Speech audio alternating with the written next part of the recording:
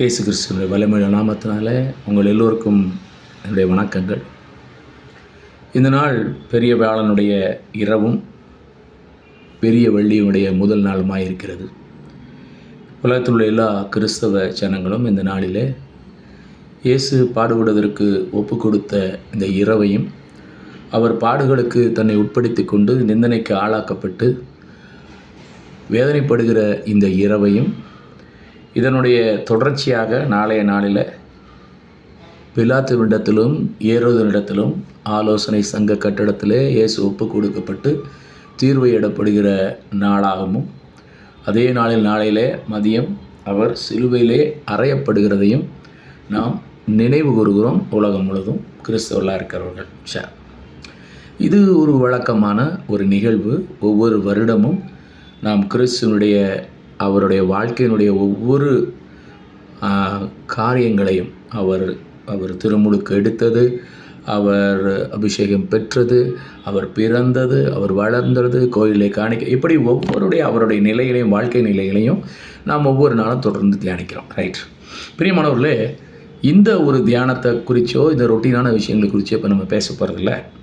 ஆனால் அதற்கு சற்று ஆழமாக இந்த இரவினுடைய நிகழ்வை குறித்து சுவிசேஷத்தில், அதாவது சுவிசேஷத்தினுடைய 4 அதிகாரத்தில் காஸ்பலில் என்ன சொல்லப்பட்டிருக்கு, அதன் ஆழம் என்ன, அதனுடைய உண்மை என்ன அப்படின்றத நாம் இந்த நாளில் தெரிந்து கொள்ளணும் என்று பரிசுத்த ஆவியார் விரும்புகிறார். இயேசுனுடைய பாடுகளும் இயேசுடைய சிலுவை மரணமும் ஏறக்குறைய 1000 வருஷத்துக்கு முன்னால், 1500 வருஷத்துக்கு முன்னால், 700 வருஷத்துகளுக்கு முன்னால் இயேசு வாழ்ந்த காலத்தில் தீர்க்க தரிசனமாக சொல்லப்பட்டிருக்குது. இது எல்லாருக்குமே தெரியும்.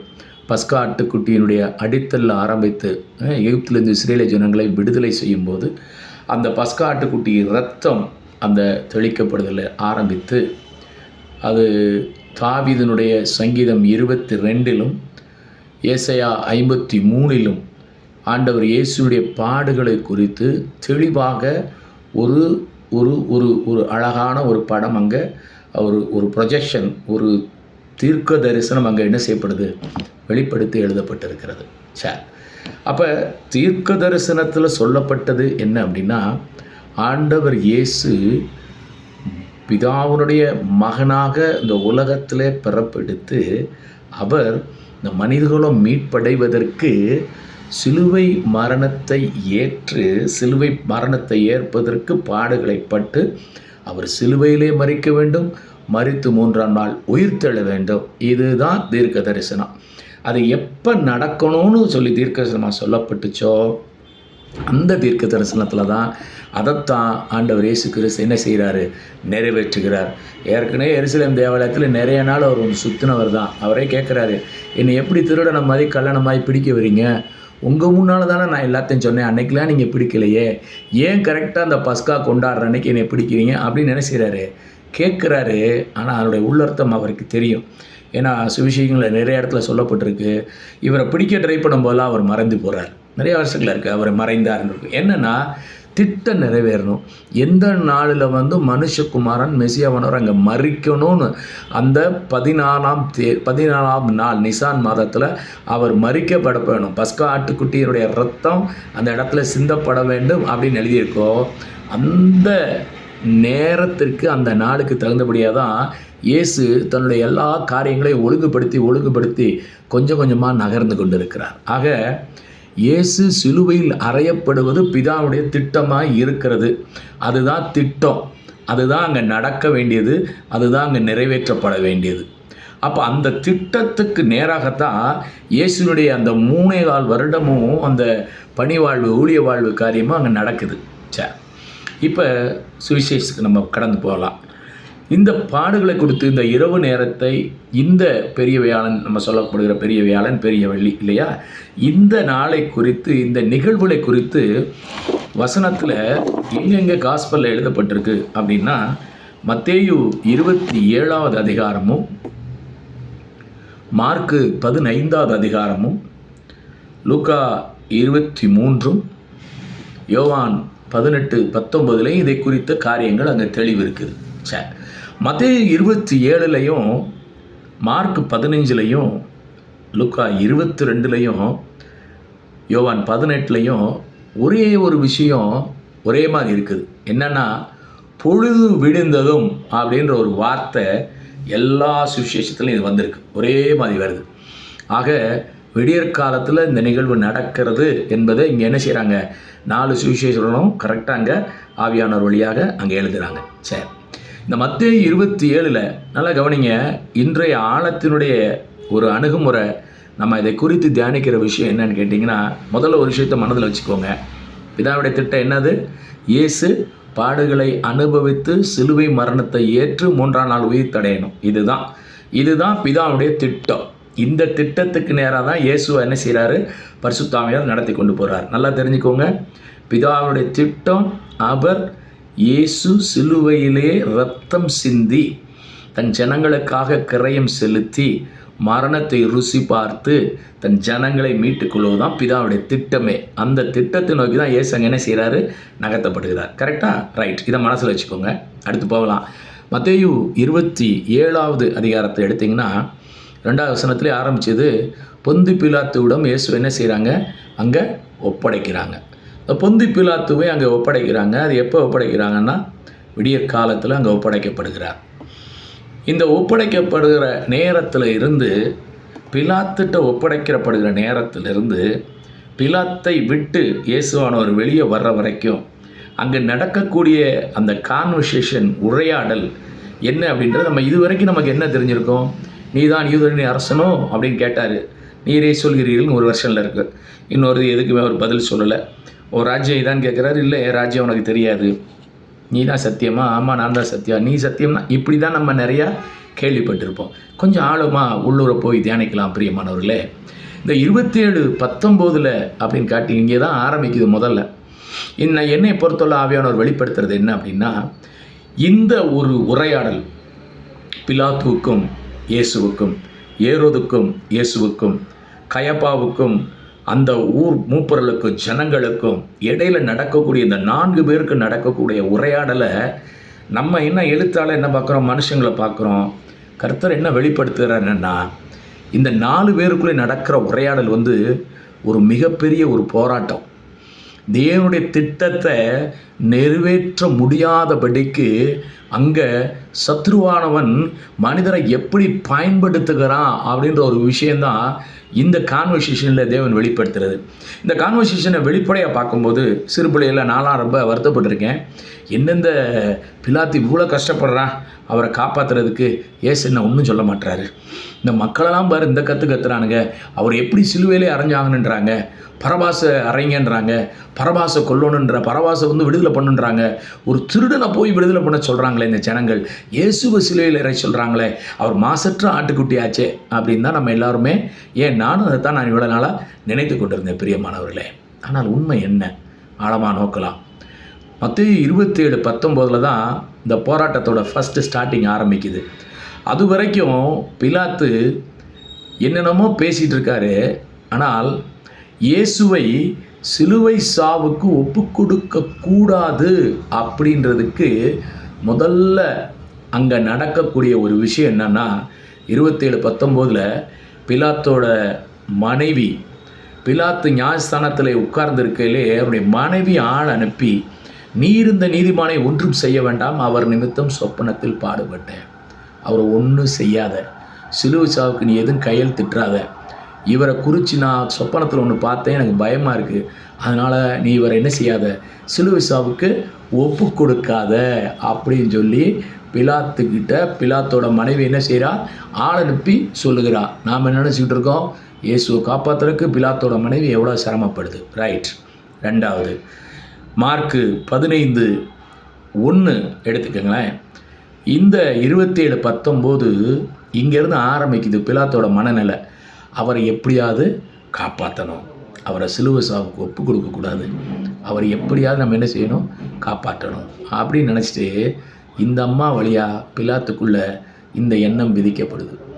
இந்த எண்ணம் விதைக்கப்படும் போது பிலாத்து என்ன செய்கிறான், அதுக்கு அடுத்து இயேசுகிட்ட பேசும்போதும் மற்றவர்கள்ட்ட பேசும்போதும் நிறையா முறை அவன் சொல்கிறது என்னென்னா, அவரை சிலுவை சாவுக்கு ஒப்பு கொடுக்குற அளவுக்கு இவர்கிட்ட எந்த தப்பும் நான் பார்க்கல, இவரை நான் என்ன செய்வேன்னா தண்டித்து விடுதலை பண்ணிடுவேன், ஆனால் சிலுவை சாவுக்கு இவரை நான் ஒப்பு கொடுக்க மாட்டேன் அப்படின்னு பிலாத்தோட மனநிலையை அவருடைய மனைவி வழியாக அங்கே என்ன செய்யப்படுது, ஒரு மாற்றத்திற்கு பிலாத்தோட மனநிலை என்ன செய்யப்படுது, கொண்டு போகப்படுது. வாசிக்கலாம்.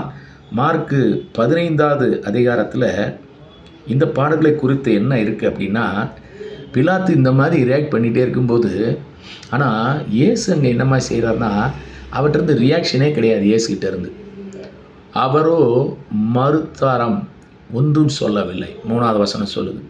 திருப்பி 5வது வசனம் சொல்லுது, அப்பொழுதும் அவர் உத்தரவு சொல்லவில்லை. பிலாத்து கொஸ்டின் கேட்டே இருக்கான். நீ தான் யூதரின் அரசனா, நீ தான் யூதரின் அரசனா, உன் மேலே எனக்கு அதிகாரம் இருக்கணும், அது தெரியாதா அப்படின்னு கேள்வி கேட்டுகிட்டே இருக்கான்.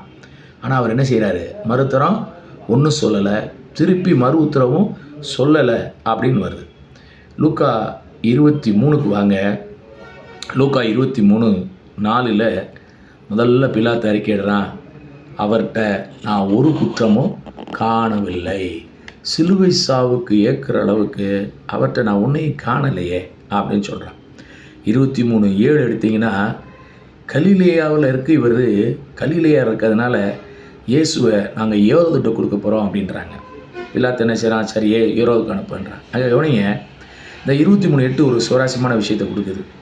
ஏரோது ரொம்ப எக்ஸ்பெக்ட் பண்ணிட்டு உட்காந்துருக்கான், இயேசு வருவார், அவரை பார்க்கணும். ஏன்னா ரொம்ப நாள் ஆசையாக இருந்திருக்கான். நிறையா அதிசயத்தை செய்கிறாரு, நிறைய அற்புதத்தை செய்கிறாரு, இவரை நான் எப்படியாவது சந்திக்கணும் அப்படின்னு ஆர்வத்தில் அவனும் ரொம்ப ஆர்வமாக இருக்கான். நேராக பார்த்ததும் வார்த்தை சொல்லுது, வசனம் சொல்லுது, அந்தப்படியே அவரை கண்டதும் அவன் சந்தோஷப்பட்டான். இயேசுவை பார்த்ததும் சந்தோஷப்படுறான். இதுக்கு நிறைய அற்புதம் செஞ்சுருக்காரு, இவரை பார்க்க நினச்சேன், அதனால் ரொம்ப சந்தோஷம் அப்படின்னு ஏரோது இயேசுவை நிமித்தம் சந்தோஷப்படுறான். கவனிங்க, அடுத்த விஷயம் 23:9 என்ன சொல்லுதுன்னா, ஏரோது கேட்ட கேள்விக்கு என்ன செய்யலை, இயேசு ஒன்றுமே பதில் சொல்லலை. உன்னை எப்படி பண்ணிடுவேன், அப்படி பண்ணிடுவேன், என்னை பற்றி உனக்கு தெரியும்ல, பதிலே சொல்லலை. அப்போ என்ன ஆகிறான், டென்ஷன் ஆகிறான், கோவப்படுறான். 23:10-11 என்ன செய்கிறான், அடுத்தாப்பில் 23:10-11 ரொம்ப டென்ஷன் ஆகி அவருக்கு வெல்வெட்டு, ஒரு ரெட் கலர் வெல்வெட்டு கிளாத்தை இது பண்ணிவிட்டு அவர் என்ன செய்கிறான், திருப்பி அனுப்புகிறான். பிரியமானவர்களே, இந்த 23:12 ஒரு புதுமையான விஷயமா இருக்குது. 23:12 ஒரு விஷயத்தை பார்த்திங்கன்னா நம்பவே முடியல. பிலாத்தும் ஏரோதும் நண்பர்களானார்கள் அப்படின்னு இருக்கு. அது வரைக்கும் விரோதியாக இருந்தவங்க நண்பரானாங்க. ஏன் தெரியுமா, இயேசுவை விடுவிக்கிறதுக்கு பிலாத்தும் ஏரோதும் ஏறக்குறைய ஒரே மாதிரி பிளான் பண்ணுறாங்க. அவரை சிலுவை சாவுக்கு ஒப்பு கொடுத்துடக்கூடாது, அவரிடத்துல குற்றம் எதுவும் காணலை, அவரை வெளியே கொண்டு வரணும்னு சொல்லிட்டு இனிமையாக இருந்த ஏரோதும் பிலாத்தும் ஃப்ரெண்டாக மாறிடுறாங்க. 23:14 என்ன சொல்லுது, பிலாத்து சொல்கிறார், இவரிடத்துல குற்றம் ஒன்றும் காணலைன்னு சொல்கிறாரு. ஏரோதும் சொல்கிறான் 15 இவர்கிட்டதும் குற்றம் காணலான்றான். 23:16 சொல்லுது, திருப்பி பிலாத்து என்ன சொல்கிறான், இவரை தண்டித்து நான் விடுதலை ஆக்கிடுறேன், இவரை சாவுக்கு உட்படலை. ஆக 23:20 என்ன சொல்லுது, இயேசுவை விடுதலையாக்க மனதாய். 23:22 திருப்பி சொல்கிறான் பிலாத்து, நான் இவனை கண்டித்து விடுதலை ஆக்குவேன்.